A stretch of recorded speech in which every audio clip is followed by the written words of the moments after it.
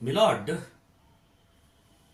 हा जो भिक्कारडा दिसतोय ना, तो स्वतःला मतदाता व लोकशाहीचा घटक म्हणवितो मिलॉर्ड, आणि असेलही कदाचित मतदाता. पण मतदाता असतो फक्त एक दिवस मिलॉर्ड. सतत 5 वर्ष हा स्वतःला मतदाता मतदाता म्हणून मिरवू शकत नाही, आणि हा लोकशाहीचा उपमर्द आहे मिलॉर्ड. त्यावर त्यांनी फार मोठा गुन्हा केला आहे. त्यांनी मंत्री महोदयांच्या गाडी समोर येऊन त्यांची गाडी अडवली, वर आपले घाणेरडे हात त्या गाडीला लावून त्यावर डाग पाडले. परिणाम स्वरूप मंत्री महोदयांची मानसिक परिस्थिती बिघडली, आणि ते त्या दिवशी आपल्या समाजकार्यासाठी घराबाहेर पडू शकले नाहीत.